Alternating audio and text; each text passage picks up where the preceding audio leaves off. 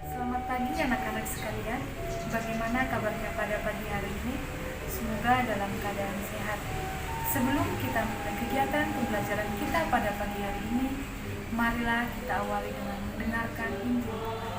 Pada pagi hari ini, Injil Tuhan diambil dari Lukas 12 ayat 39 sampai 48. Pada suatu ketika, berkatalah Yesus kepada murid-muridnya, "Camkanlah ini baik-baik.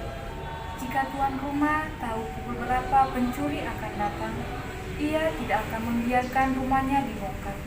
Hendaklah kalian siap sedia, karena Anak Manusia akan datang pada saat yang tak kalian sangka-sangka." Petrus bertanya, "Tuhan, kami sajakah yang kau maksud dengan perumpamaan ini? Ataukah juga semua orang?" Tuhan menjawab, "Siapakah pengurus rumah yang setia dan bijaksana yang akan diangkat oleh tuannya menjadi kepala atas semua hambanya untuk membagikan makanannya kepada mereka pada waktunya? Berbahagialah hamba yang dapati tuannya sedang melakukan tugasnya. Ketika tuan itu datang, aku berkata kepadanya, sungguh tuan itu akan mengangkat dia menjadi pengawas segala. Tetapi jika hamba itu jahat dan berkata dalam hatinya, tuanku tidak datang-datang, lalu ia memukul hamba-hamba lainnya, pria maupun wanita, lalu ia akan minum serta mabuk, maka tuannya akan datang pada hari yang tidak disangka-sangkanya dan pada saat yang tidak diketahui. Dan tuan itu akan membunuh dia serta membuat dia senasib dengan orang-orang yang tidak hamba yang tahu akan kehendak tuannya tetapi tidak mengadakan persiapan atau tidak melakukan apa yang dikehendaki tuannya, ia akan menerima banyak pukulan. Tetapi barang siapa tidak tahu akan kehendak tuannya dan melakukan apa yang harus mendatangkan pukulan, ia akan menerima sedikit pukulan. Barang siapa diberi banyak, banyak pula yang dituntut daripadanya. Dan barang siapa dipercaya banyak, lebih banyak lagi yang dituntut daripadanya.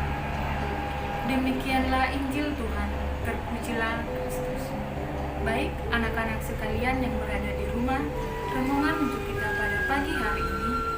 Dalam bacaan pertama hari ini, Rasul Paulus mengungkapkan siapakah dirinya yang sebenarnya.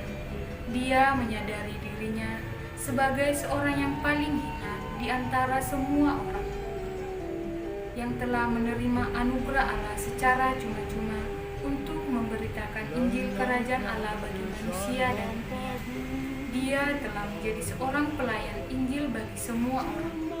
Inilah salah satu ungkapan kerendahan hatinya yang sekaligus menunjukkan kebesaran dan kedalamannya dengan spiritualisnya.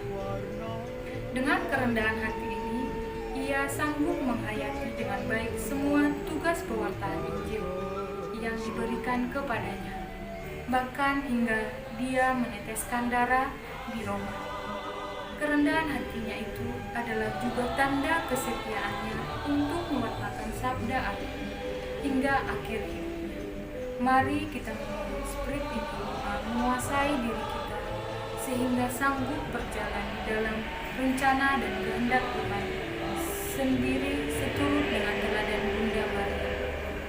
Baik anak-anak sekalian, sekian renungan untuk kita pada pagi hari ini. Semoga bermanfaat dan berguna dalam kehidupan kita sehari-hari. Selamat mengikuti kegiatan pembelajaran, tetap semangat dan jaga kesehatan.